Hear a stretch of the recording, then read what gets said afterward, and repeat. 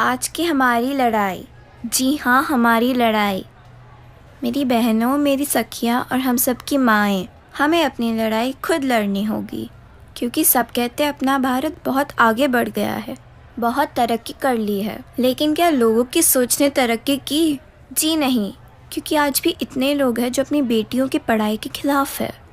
तो मुझे उन सब लोगों से एक सवाल है कि फिर वो अपनी बीवी के लिए लेडी डॉक्टर क्यों ढूंढते हैं? है कोई जवाब?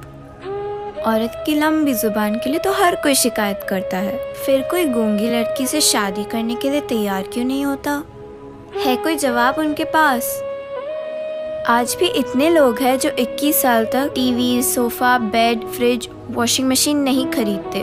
आपको पता है क्यों? मैं बताती हूँ। क्योंकि वो अपने बेटों की शादी का इंतजार करते हैं और हम कहते हैं अपना भारत बहुत आगे बढ़ गया है। एक फेसबुक के CEO ज़करबर्ग ने अपनी बेटी के पैदा होते ही अपनी 99% दौलत दान कर दी, और यहाँ बाप अपने दहेज का पैसा जोड़ने के लिए तो अपनी गंजी भी पहनना छोड़ देता है। अजीब रिवाज है हमारे मुल्क का। नियत आदमियों की खराब होती है और घूंघट औरतों की निकलवाते हैं, और हम कहते हैं अपना देश बहुत आगे बढ़ गया। अरे बहन बेटी को तो छोड़िए, लोग तो अपने स्वार्थ के लिए अपनी माँ को भूल जाते हैं, उनका बंटवारा कर लेते हैं।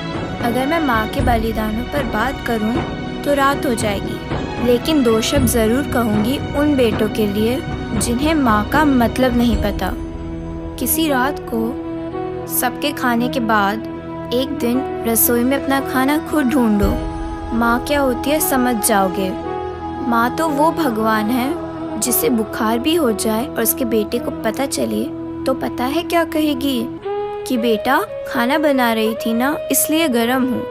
अब हमें पुराने रीति रिवाज को तोड़कर आगे बढ़ना होगा और ऐसा कर गुजरना होगा कि हर माँ हर बाप ये कहे कि मुझे अपनी बेटी पर गर्व है और अगले जन्म में मुझे बेटी ही चाहिए। And I think women are foolish to think that they are equal to men because they are far superior than men and have always been. Thank you.